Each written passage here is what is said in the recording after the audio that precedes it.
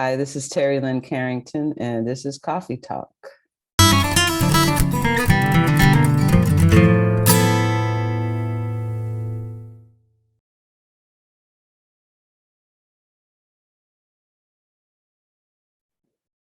everyone. I'm Kim Perlak. I'm the chair of the guitar department at Berklee College of Music, and welcome to another Coffee Talk. As usual, we are joined by Assistant Chair Cheryl Bailey. Hey, good morning, Cheryl.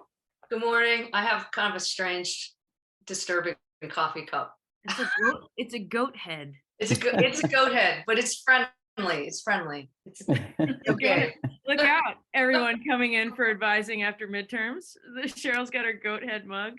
All the way from New York, on her way to play a beautiful concert this weekend. We have Ian Steed, our senior coordinator, as usual. Hey, Ian. Hey all, good morning.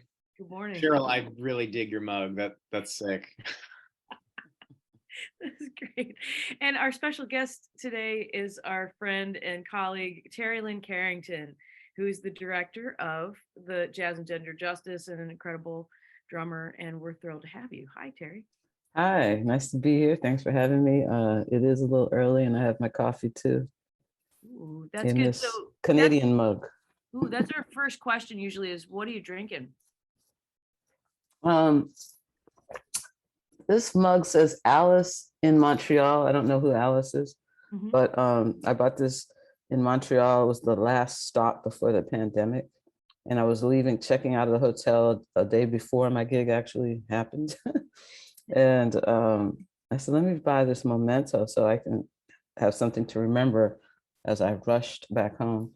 But inside of it is coffee, a cappuccino that I made with a Nespresso coffee pod. I like how you really kicked it back when you took a sip of coffee now. Well, because there's not hardly any left. Yeah. So do you feel like your coffee choices have been influenced by the amount of time you spend traveling? Like, do you have a system of making sure you get good coffee on the road, or how does that work for you?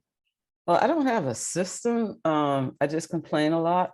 Okay. And because I often get bad coffee.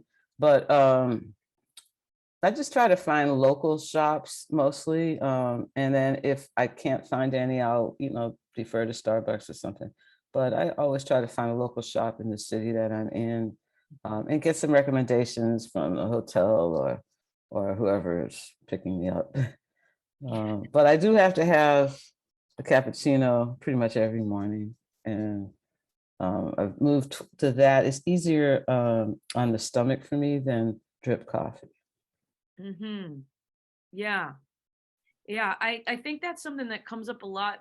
Students are wondering, they're thinking about their own kind of routines and how things change. And, as someone who, you live here in Boston to be at Berklee, but then you're often living in a lot of different places. Yeah, I would say 50% of the time, Right. Actually probably more than that, I'm not in Boston. So. And as much as like we talk about coffee because it's the name of the show and it's part of our hang, it's like there is something about this for everyone that seems to be a way you give yourself consistency. And that must be important in other parts of your life too. Like if you're going to be on the road 50% of the time, having some kind of consistent routine for yourself, and then I'm sure in your practicing is really important. Yeah, I never really thought about it. It does feel, I guess I was looking at it more like a habit, but it does feel more like a spiritual, part of my day. Just like if I have a gig, I've now had to take some time before the gig in the dressing room by myself, which I never had to do before. And now that's a part of my routine before I play, just to kind of settle myself and focus and think about what I'm going to do or say. But yes, the morning coffee, I do feel a little off if something happens and I don't get it. So yeah, it is part of a routine that's important. Unfortunately, I've never really had a good practice routine, so I don't have one of those on the instrument, which is really kicking me in the ass right now because as you get older, like I've always just had decent hands, but now I feel like a hack, all the time because I don't practice. Mm. And I know that I should. And, you can imagine at this point in my life, everything is pulling me in all these other directions. And I actually don't have to play the drums anymore to make a living, Right. nor teach. So it's interesting how I have to make like a conscious effort to just warm up, to find like just 15 minutes, even just before I have to play, even though 15 minutes isn't enough, it's something to get my wrist moving so that I don't feel awful, about a performance. Yeah.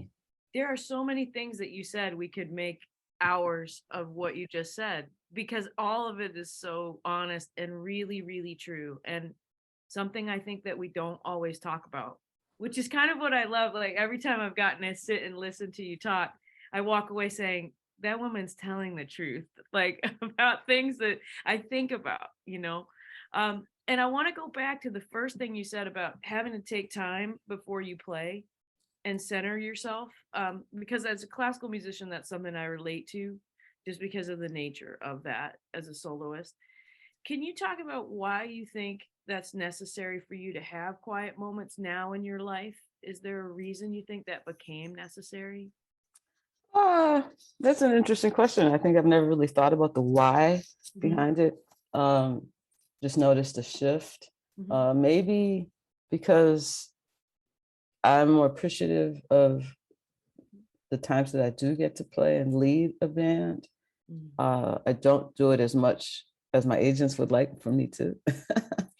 I if I play, once or twice a month, it's that's good. That's a lot. Like I just had a gig in, I guess it was what are we in October? The very beginning of October, and my band was like, "Oh my God, we don't have a gig until February or something," and I try to keep, some gigs going just so I can also keep the camaraderie of the band and keep things moving, or to keep things together. But I don't play that often, like as a leader. So, uh, or as a side person. But now I feel like I'm so grateful for the times that I do that I really want to make sure each performance is the best I can do. I never mailed it in, but I could be scattered and still, have a decent gig.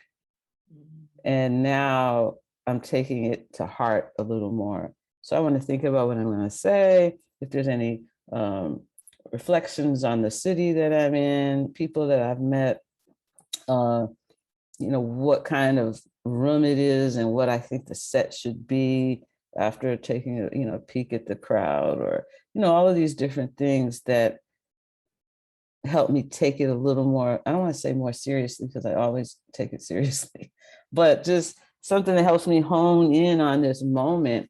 And there's something that I always, give credit to, this is by hearsay, but that I heard that Erica Badu said, which is that like when you're in the studio, you're perfecting a moment. But when you're doing a live concert, you're perfecting an experience. Yeah. And so, that's always in the back of my mind. How do I make this experience meaningful, not just for the listeners and the audience, but for myself and the band as well? Mm. There's so much of that wisdom that I think when I think of the students now, I feel like a lot of times, even coming to class, people are distracted. They have so many things on their mind. Maybe for the first time, they're not equipped, they're not really experienced with managing all of these things. And it would be a really nice thing. I mean, even to come to class now, sometimes I just have everybody set up and get their sound and take a breath and sit there. And do you think that some of this stuff that you're kind of identifying as an older musician in a touring capacity and a playing capacity has translated into the way you mentor students, even when you're not directly teaching them, because there's so much mentorship that you're doing now? Mm, absolutely. I mean, all I can do is bring where I am at the moment to the students. And that's how I teach, because I'm, an improviser, meaning in every aspect of my life. So even with teaching, I read the room, I feel like, what am I going to do today? And I always find something impactful, because I go with the flow. I believe that there's a universal flow that we have to be in tune with. And I've come to trust it. And I believe that the universe unfolds as it should when you trust it. I say that's a very what's the word, the privileged thing, in a sense, to say, because I do feel like it does not unfold as it should for everyone, even if they trust it. Right. I feel very privileged in that way.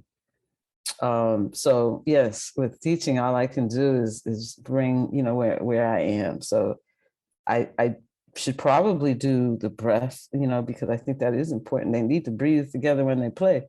So why not, have a moment of breathing together before? But often I'm running into the room and, trying to give them this as close to 2 hours as possible.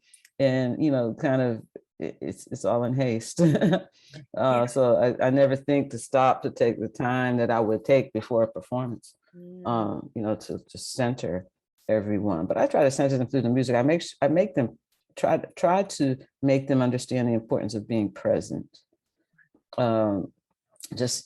Just Tuesday night, I had an ensemble, and I asked them to play as long as they could, to take a solo as long as they could. They were all looking at me like I was crazy. And then somebody looked at their watch. I said, "Oh no, it's not going to take. It's not going to take as long as you think." Because what I have found is, with this generation, they don't know how to sustain solos, and play something good. Like, don't just take as long as you can and play bad, but really try to make something happen for as long as you can. And I don't think they have enough opportunity to do that, unless maybe a jam session or some kind of session they, jamming with their friends or whatever. But that's an issue to me, sustaining, endurance. And I saw, so there's one kid who happened to, his solo was not, he was struggling, to me. And then when he finished, after everybody sat through his solo for like 10 minutes, I don't know, he got on his phone, and I was so irate, because, and he hasn't normally done that, like, I don't think, but I was still irate. And I got on my computer immediately and emailed him while he was on his phone, saying, "Get off your phone." And anyway, my point is just that thing about being present is really important, and we have to fight for that in all settings, in an ensemble room, in a classroom, on stage. It's the only place really on stage, in the classroom too, is where I totally tune out everything else. Nothing enters, no chatter, nothing. And I didn't set out to do that. That's just what happened. And that's when I knew that this is a spiritual place for me. This is a place where everything else goes away, even my headache, if I have it. You know what I mean? So I think we have to fight for those moments.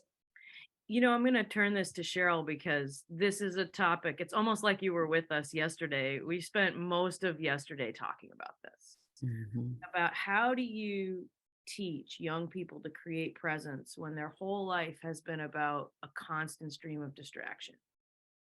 And part of being present is also being able and willing to sit with yourself. And sometimes that's why I think my students run out of ideas, because they are not practiced in sitting and seeing, what do I really want to say? And Cheryl, I'm wondering what you're thinking about, and if you have something to talk with Terri about this topic that's just been such a big part of our recent talks with faculty. Yeah, well, there were so many things, even that we'll reel back some of the things you talked about earlier, because there were so many things you said that I wanted to open up a little bit more. But this is yeah, this is a big thing. I feel our generation, we were here before the internet, so we knew how to sit down and play or practice or just be undistracted for a long time. And at least in my experience, playing or practicing music was in that way, it was just a sacred space, right? Where I could get away from anyone or any situation that was negative to me or whatever. That was like, that was it. That's the place. And I think our students are struggling to find that space. But it makes me think about what you're saying about being an improviser. One time they asked, Tina Fey, who's the writer and director and all that, she does all this great things and comedy and she was talking about improv comedy, and she said, well, the first thing you need to understand are there are no mistakes. But if she was talking about this thing about if you're really in the moment, you react to it, and that's really what you need to do to play music. Whether you're improvising music or you're playing a prepared piece, you have to be in the moment. But she was kind of saying, like, whatever the next person says to you, you have to be listening and respond to it. And that's how it goes. And that's how it gets great. The more that you listen and respond to what's happening, then you create something amazing. And that's really what we do musically, right? You have to be in that moment and listen. It's not a monologue, it's a conversation between the whole group. So yeah, I'm curious if you want to talk more about that, how you do that for yourself and with your students to I mean, it sounds like you're doing that in your class where you're making them aware of that, because I don't think there are other places in our modern life where people are valuing that. Yeah, it's funny you said it's not a monologue. For some people it is. some jazz musicians it's a monologue. But I always, I'm reacting like that because I've been having some conversations lately about this whole idea of jazz and democracy, and it's maybe aspirational, in some settings, to be democratic. And how do you get people to truly respond in a moment when they've practiced things and these things, come out? Even if I were just looking at drumming, I'm sure it's the same with guitar. Like, your hands tend to go in certain directions based on everything, what you practice, exercises, technique, or even just what you practice as an improviser. It tends to go in, and even if you're not consciously just playing licks, it tends to go in a certain way. So it's always about breaking habits, to me as an improviser. When you're speaking about improvising, it's really always about how do I break some of these habits that, are natural to me, and push myself to really truly respond in the moment, not just based on a vocabulary that I have and know. So, we talk a lot about that, breaking habits, and also about figuring out that balance of how to be both on input mode and output mode, which is super important when you're responding, right? But you have to hear and respond without delay, and so that's an important thing to try to find, to sit in the middle of. And then you develop, I think, over time through experience, musical wisdom that just kind of naturally tells you what to do at any given moment to pull the magic, out of that moment. And it does take wisdom and experience. So magical moments, they can take time. I mean, if I look at my own development, yeah, it took a minute, it took a minute. I feel like I was regurgitating, a lot of information, things, but, there's so many different things to improvising. I mean, and especially, within jazz, there's like, there's an energy and a feeling that has to be there. And I think that's the most important foundation. And then you get into these finer, more fine-tuned things. So yeah, those are kind of, some thoughts on that and how to practice being in a moment. It is a practice like anything else. So like I've practiced Buddhism for, I don't know, 30 years. I'm a bad Buddhist, but because I don't really practice so much, but it's in my heart. I practice the drums inconsistently and in my heart and mind. That crack, I'm just amazed when you say that, because you are known for this incredible technique and control on your drums that you're saying that you struggle with practicing. It is just blows my mind, because actually this was one thing that I was curious to have a conversation with you about, because you know, for instance, I've had conversations with folks that have had you on their as a side person on their project, and they brought a project like Helen Sung, I think is the person who said this to me. She said, when you bring in music for Terri, she knows it better than you do.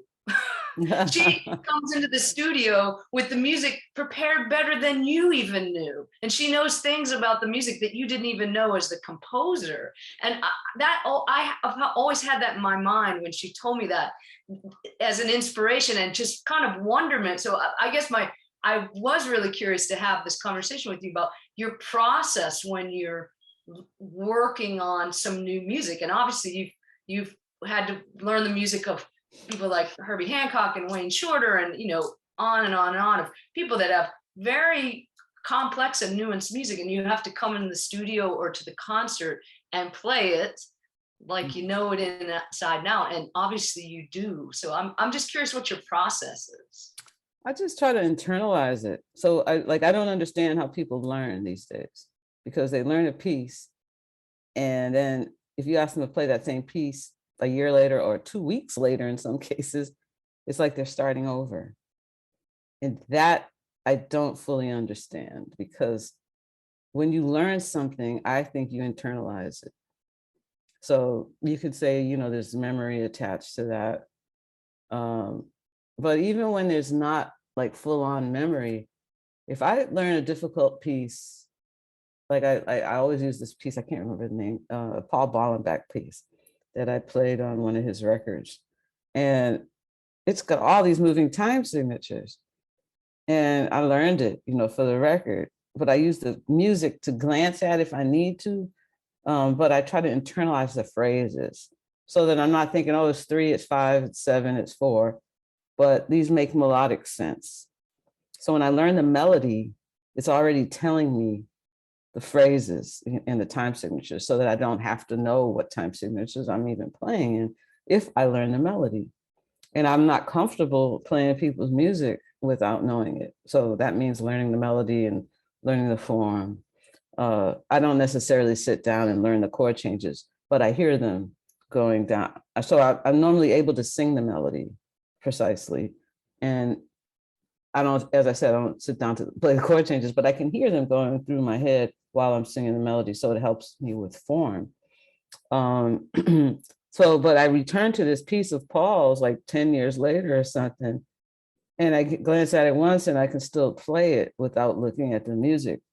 So the music is for me, because by the time I do a gig, I don't want to look at music, unless something is so challenging that I have to, like Wayne Shorter's like 30-minute piece that I had to play called Gaia. There's no way you can memorize that. But a normal 1, 2, 3 page, lead sheet is possible. So I think because students are so scattered with social media and all the things that make short-term environments for them, I think it's more difficult for them to really learn and internalize something. And it's not just students. I remember, speaking of Helen, I think she was on this. We did a tour of 10 shows, Mosaic Project, in Europe, and Diane Reeves was our guest. And the 10th show, so after the 10th show, there was champagne and we were all celebrating. And when I had to do my toast, I said, I have to say, I'm really disappointed in all of you for still reading music. This is not that difficult. 10 shows later, you're still reading. That would never happen to me. Granted, I'm not playing a melodic instrument, but so that's you asked about my process. I think that's pretty much sums it up. So for you, it's really melody based. Yeah, because the melody is telling me the phrases, unless it's a melody that you can't, like some kind of fusion melody that's a lot of notes that's, or not just fusion, but, like Chris Davis piece, not necessarily learning the melody, like have to some of her pieces I can memorize, but often they're just through composed compositions. And so then I have to look at it, but I've still internalized it enough that the phrases make sense. So as I'm glancing at it, I can play it like I know it, because I have familiarity with the phrasing. You know what I love about this answer, and then the thing that you're talking about in the beginning about currently how you're practicing or not able to practice, is I think that you have a comfort level, it seems, with the different seasons of your life as a musician. And I think that's really challenging. I'm going through that myself, so I identify with that. Where you spent so many years as a musician, you're known as practicer. It was like your identity was, you book Terri Lyne Carrington, and she's going to come and she's going to know the tunes better than you. And she has like this technique and this practice routine and this sound. And then as your life has moved forward, you're also called upon to be a teacher, to be a mentor, to run these beautiful programs that we'll talk about that are impacting people's lives in different ways. And because these new opportunities and these new callings come into your life, if you don't go with the flow of that, it could be really challenging because you can't possibly practice as many hours as you used to and then still do these other things. And so I think that I've seen this with myself, I've seen this with other colleagues and faculty. How do you get to the point where you can honestly embrace each part, each phase or season of your musical life and still feel like yourself? Oh, yeah. I mean, I'm kicking and screaming because I'm not used to, just fighting with my hands the way I do now. But here's the thing, like I was never in good practice habit. Like I practiced even when I was like, really developing, like my hands at 16, 17, 18 were much better than they are now, just as far as hands. And I still, back then I was only practicing a half hour to an hour a day. And that was based on just my lessons with Alan Dawson. He was my last drum teacher, which I stopped studying drums at 18 when I got to Berkeley full-time, because I was going to Berkeley since I was 11, part-time. And then when I got there full-time, I made vibes my principal, which I was awful at. But I played drums in ensembles, but I took vibes as my private lesson. And so even from that point on, this is the days where you had to schlep your own drums around Berkeley. No drums in the rooms. I always remind people of that. You had a locker for your drums and you took them. So it was a real drag if you had to, because it was only two buildings, 150 and 1140. So it was a real drag if your locker's in 150 and you had some ensemble or something you had to do in 1140. So, cart down the street. But anyway, so once I got to school, even to practice at school, I'd have to take drums into a practice room. So that wasn't fun. So I shied away, even more. So around 18 is when, in essence, practicing, since I was already in a bad habit, it became worse. But I played so often that my chops pretty much maintained. And I practiced music. I've always been more into music than the drums. So I always tell people I don't really love the drums. There's something about them, I guess I could say. I have a strong like for. I mean, I love playing, but it's not the drums. I think I would have the same love whatever instrument, I played. It just happened to be my voice but it's just, music itself. So that's why I'm so fulfilled doing other things in music. And that's why at this stage, I've worked hard at creating other opportunities outside of playing the drums. And they're just as fulfilling. That's why it's hard to sit down and practice.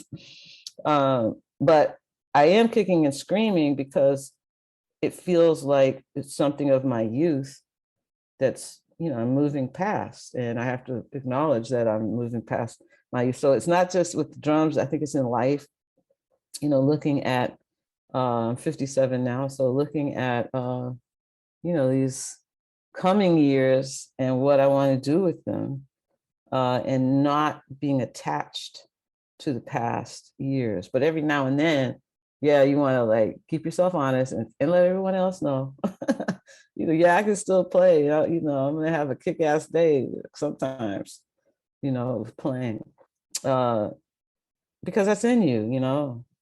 It's not that it's competitive, but it's in you, in order to get to my level of success, there's a fighter spirit, a warrior spirit that's had to be there. So of course that's still there. But it's also the wisdom in acknowledging I can't play like these young people. It's not, for a couple of reasons. One is I don't hear like them because of my own experiences. I can let them influence me, and I let some of that influence in, but I don't have the same vocabulary or language, and I see where things are moving. So I try to reinvent myself or reimagine myself in a lot of different ways. Like, like when I did a record Waiting Game, that was a little bit of a different me, this, as far as what's been on records. But I also just know that I have to make room and let this generation inspire me, but make room to support them and acknowledge where things are going. So I do that in life, as well, and with music. So I don't know if that really answered your question, but I hope it did. It really does. I mean, on a couple levels. I think one is sometimes people listen to these types of conversations and they say, oh, I love this person's playing. I'm going to practice just like they did. And I think what you're saying reinforces that you have to practice for what you need. Because as a person who started playing out so young as you did, a lot of the chops that you maintained happened when you were playing. Yeah. And so your practicing served your needs. It always has. Like, what do I need to do to make this music speak and to serve this music? And I think that's a hard transition for a younger person to really say, like, what do I need to do? What are my tendencies? Where are my gaps? And how does that serve or not serve the music I'm trying to play? And that's a very like mature response to something that has so much emotion attached to it and so much identity attached to it. So I really love your answer. Yeah, I think, and you look to, so much of practicing is in your mind too, and like you said, you look for the gaps and what do you need to get together? Like I've said for many years, oh man, I should tackle some gospel drumming, but I never have. And, I remember a couple of times I sat down to some videos or, learned a couple of licks, but it's just doesn't feel natural to me. And so I never really tackled it. But I remember like, over the years, it took me, I'd say, through my 20s to feel comfortable in odd time signatures, like really comfortable. So like, because I grew up playing straight ahead, for the most part. So it took me until, probably like, my early 30s or so to feel just as comfortable in 7/4 as I do in 4/4. And then, but it happened. And then it took me till I'd say almost 40 to feel comfortable playing Latin styles. And I remember somebody I was dating actually saying, you need to work on Latin. Somebody was a non-musician, and they were actually absolutely correct. And somehow just mentally, and I sat down to the drums a little bit, but I just started, I had to get the the swagger of the eighth note. I had to start to feel comfortable with that. So that's what I practiced, not the rhythms. I played the rhythms, I could execute the rhythms, but I wasn't comfortable because I wasn't free. And I wasn't free because I was so locked into trying to play these rhythms correctly that I had to at some point say, oh, I want to play this in a way that it doesn't matter what I'm playing, it's going to sound good in this style. So the only way that will happen is if I understand the placement of the eighth note and just, the phrasing. So that's what I worked on. Mm. I don't know, I probably took a left turn there somewhere. No, I love it because it takes us back. It takes us back around to something you and Cheryl were talking about a minute ago that I want to tie into your current work. When you were talking about monologues and building a moment and soloing and listening to others, you use the word democracy, which I love the way that you talk about this. Personally, I had heard jazz described this way when I was a grad student. I had a mentor who also founded the Africana Studies Department at University of Texas in Austin. She's a theater person, Omi Osun Joni Jones, Dr. Joni Jones, and she wrote a book on theater and the jazz aesthetic. And as a grad student, what you do for your mentors is you set up chairs and you go everywhere and you sit with them and they tell you about what they're writing. And she sent me the book like 2 years ago after it came out. She'd been writing it for years, but it was about this idea of like, what would it look like if all voices were more represented in theater? And what could the jazz aesthetic and the democratic process that's inherent in the cultures that formed that aesthetic in jazz, what would that look like? And what was, surprising is how much we don't think in a democratic way and don't realize it. Exactly. Right. And so I'm hoping that opens this up for you. And I know that Cheryl was a part of your project with creating a new sense of jazz standards. And so I'm hoping you could take it however you'd like, but it really was no surprise to me when you started talking about this in music after having that moment of surprise, working with Dr. Jones in theater. Absolutely. That's why I said jazz being democratic is aspirational. And I understand that as an aspiration, but equity with the voices that creates it, that creates the music, is the only thing that at the end of the day will allow the music to reach its full potential. So I won't say argument, but my theory and comments to, peers and older generation musicians and some younger generation musicians, but this generation seems to understand it a lot more, at least what I'm seeing through the people that I see at Berklee. And there's also the people that gravitate to us, male players that gravitate to our institute already have a grasp on this issue. And, we're fighting to keep more of a 50-50, split or something in that range between male players and women identifying or non-binary players, because there's so many young men that seem like, yeah, look, gender justice, let's go, which is really inspiring. But I don't want to use the word argument, but for lack of a better word, my argument to people is, I know that you love this music, and if you truly love it, you want to see it reach its fullest potential. You want to see it develop to the best that it can be, and that won't happen until there's gender equity with the people that create it, both players and composers, and also in other areas,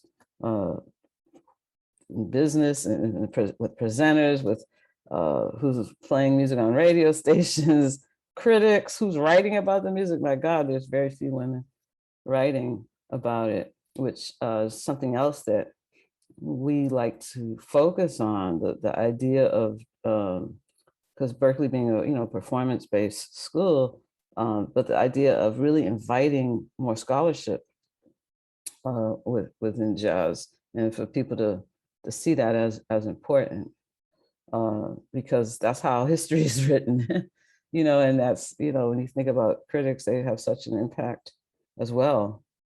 I mean, for me to win for Waiting Game, a record that I thought jazz critics wouldn't like at all, to win Album of the Year, Group of the Year, and Artist of the Year for that record was mind blowing. But we were also coming out of, all the things that happened in 2020. So there's a consciousness that's been raised. Now to sustain it, hopefully that's another thing, but so far it feels like it is. I just wrote a major label head this morning, that, how do I say it? How you have to not only say, oh, okay, now I'm going to sign some women, but also be really sincere and honest about, the past and the legacy that you've participated in and the harm that you've done. Because, when you think about jazz as a commodity, jazz as a business, nobody's really, addressing the harm that's been done.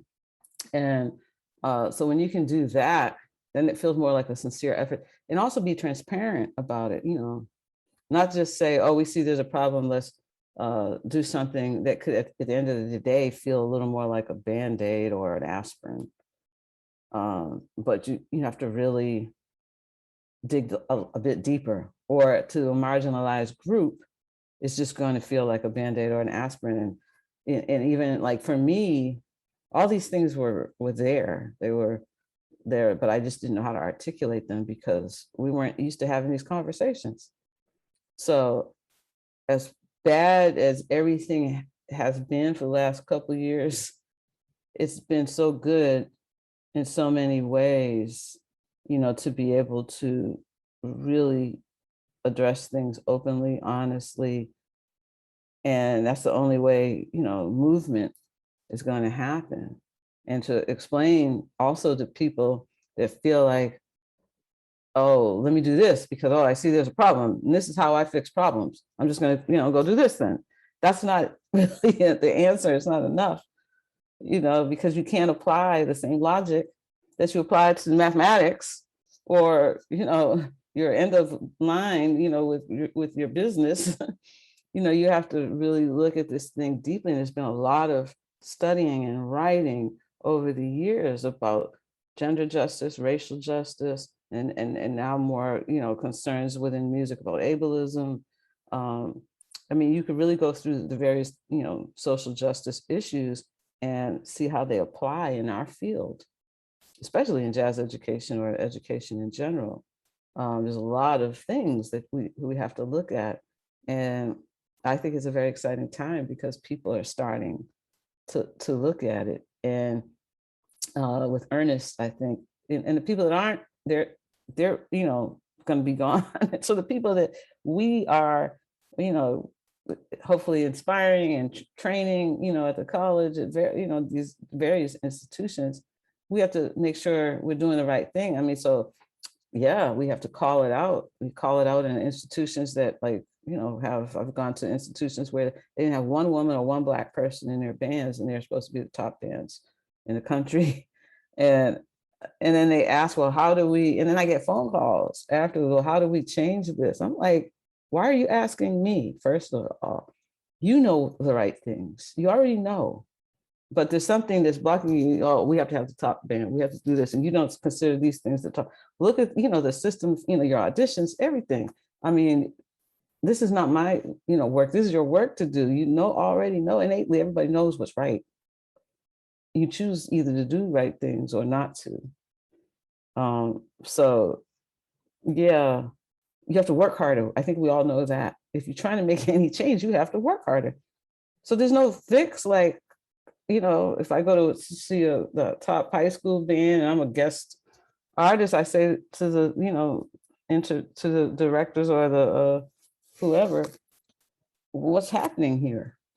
well, we just can't find, you know, minority players or women or, you know, and I'm like, you have to work harder, you know, and you have to, this whole blind audition thing, totally against that, because if you're working harder, you have to have your eyes open because nothing has been blind, as Asia Burrell Wood says. I could give her credit for that. Nothing was blind before the audition. You know what I mean? So I totally don't agree with blind auditions, because like I have a 5-week summer workshop, and in order for me to have diversity in that workshop, I have to consciously say, okay, maybe this person doesn't perform this thing, this task here up to this audition level that Berkeley has set up, but I'm going to invite this person because I can hear their potential.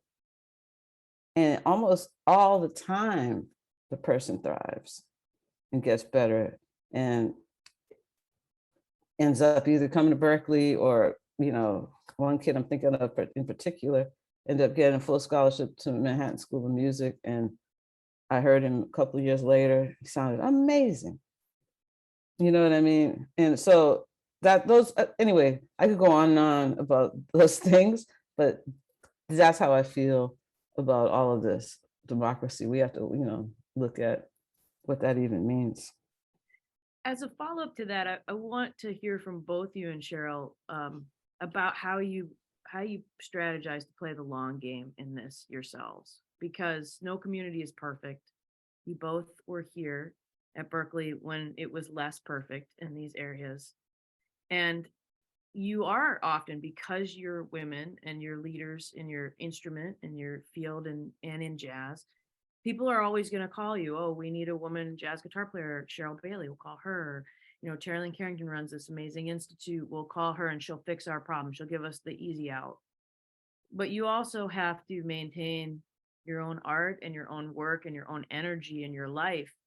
And I can imagine that, I mean, you know, coming at it from a different style, it's a lot that's put on you, right? Like, as you're saying. So how do you think of it as a long game in our community and beyond? And whoever wants to go first, I guess, could go first. Cheryl, how do you think of it? Well, I mean, really, you know, for instance, what Terri has created here with the Jazz and Gender Justice Institute, I mean, that's such a big step.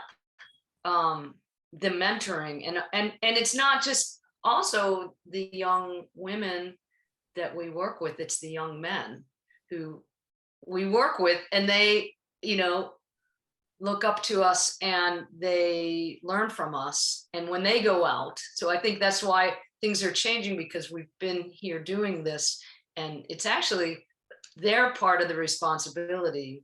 So I was glad to hear about all the young men that are involved with the Institute. But I mean, I think in doing that, it does take time, but we are slowly, I mean, here in these places where we can have that influence. So I don't know, for me, that's what's important, is just to we still need to be on point and have our integrity, because we're always being looked at under a sharper lens than our male counterpoints.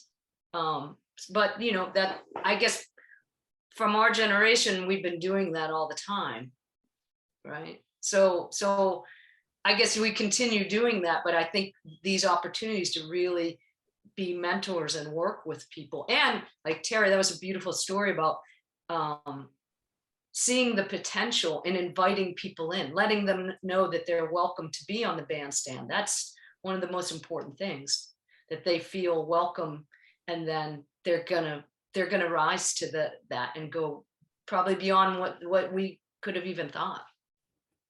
Yeah, yes, I agree with everything you said. Mentorship, it's important for women to mentor men as well as women, of course.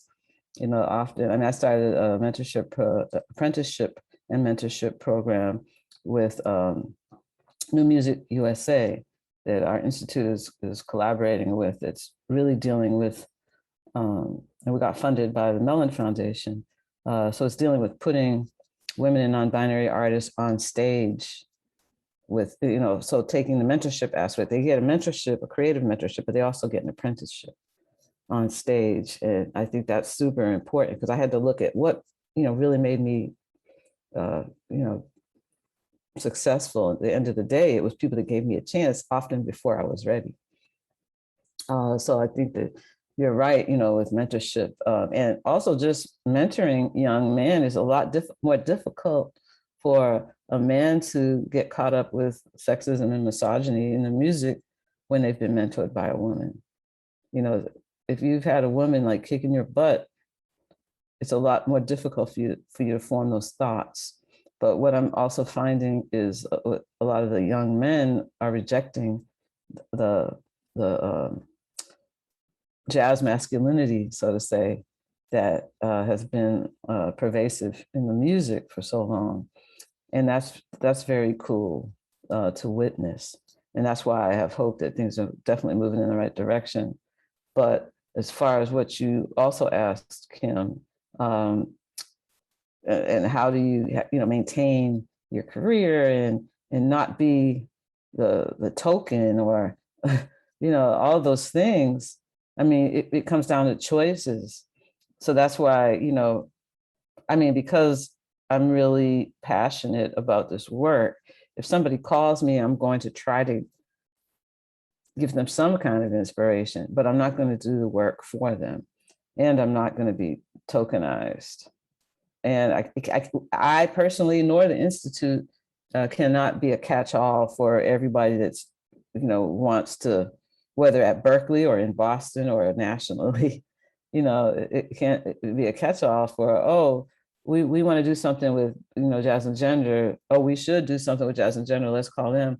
So we have to definitely pick and choose, the areas that we feel are the most impactful. Though it's your inclination to do everything. And I think women have done that for a lot of years, worked too hard, done too much for less or little credit. So, it's another lesson because I'm in that habit as well.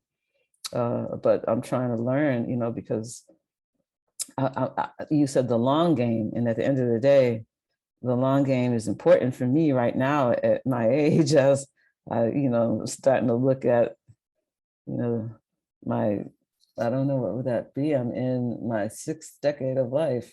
So, you know what I mean? The long game is around the corner.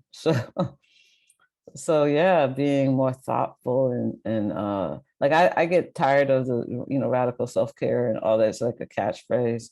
I get tired, and I don't want to hear, a 19-year-old or 20-year-old telling me, how they need self-care. I mean, some I do, but I mean, it can be, it can go to the extreme. Like I've had situations where people have not shown up for things because they needed self-care. And I'm like, wait a second, this is an opportunity. I think this generation, they're in tune to these things, but also sometimes I feel like it's, how do I say this? Sometimes I feel like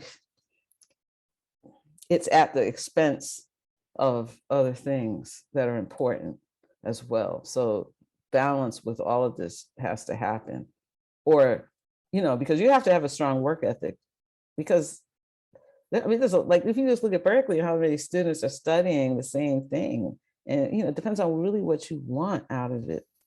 But I don't know anybody that's really been successful without a strong work ethic. And so you do have to balance the self-care, but it can't be an excuse not to work hard. I think that's what I'm trying to say. It's great because you've segued right into a question that Ian always asks as almost our kind of wrap-up question. And I think it's perfect timing, also knowing that you have famously hired Berkeley alums from the guitar department to be in your band, 2 of whom are on our faculty now. And I think this would be a good way for people to kind of think about some of the things you're talking about. So Ian, go ahead, ask your question. Yeah. So here's a question that we always ask everybody on this this podcast, which is, what's something that students should be thinking about that they might not think about, or like a question that they should be asking that they might not think to ask, like something that's not quite on their radar?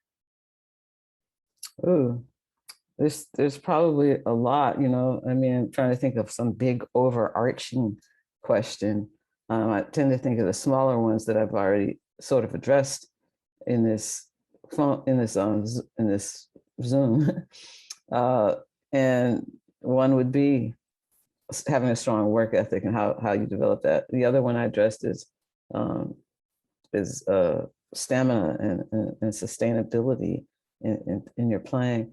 There's also, another thing that I'm noticing is with all of the social media, these postings of short, and it goes back to kind of, how do you sustain something, but these short postings, and people becoming social media stars without being able to play a gig. There's a lot of that going on, really, I don't care that you could have 1 million views doing something for 30 seconds or a minute, but can you play a full show? Like, do you even have repertoire? People are calling themselves artists and have one song, and it might be a good song, but they don't have an album. So how are you going to go do a show? Your one song and then covers, but can you even sustain an entire show? You know what I mean? So I think that's something, this these students should think about. I think a lot of the serious jazz students already understand that because of the nature of jazz. And a lot of them are prolific. Now, another problem with that, though, the prolific students that have written a lot of music, is they're so concerned with writing their own music that they have not played enough of other people's music. So they're moving right into this leadership role and what they feel, like making their own statements before they've actually been in a side person situation and been mentored by people that know more than them, other than their teachers. So I find, a little problem with that as well. This was great. I mean, I don't think we could have said it better. So I hope that everyone rewinds that part and listens to it over and over again. We're going to be putting it out there as well. Cheryl, as we're wrapping up our coffee, what's on your mind as we're finishing up? Yeah, well, Terri Lyne, thank you so much for joining us. We wanted to have you on this show, and the conversation was great. We always, as a team, when we do these shows, we always learn so much, and we walk away going, that was amazing. And but also know, we have a lot of listeners, and our students are really, really going to get a lot out of this. So thanks for taking the time to be with us, and thank you for all the amazing stuff you're doing. I mean, you're really out there, the warrior. Thanks for being a warrior. Thank you. Thanks for having me. This was fun. I'm glad we got to sit and talk. Me too. So thank you so much, Cheryl Bailey. Thank you, Ian Steed, as usual. And thank you, Terri Lyne Carrington. We're going to hang out for a minute, and we'll see all the rest of you, and we'll be with all the rest of you on the next Coffee Talk.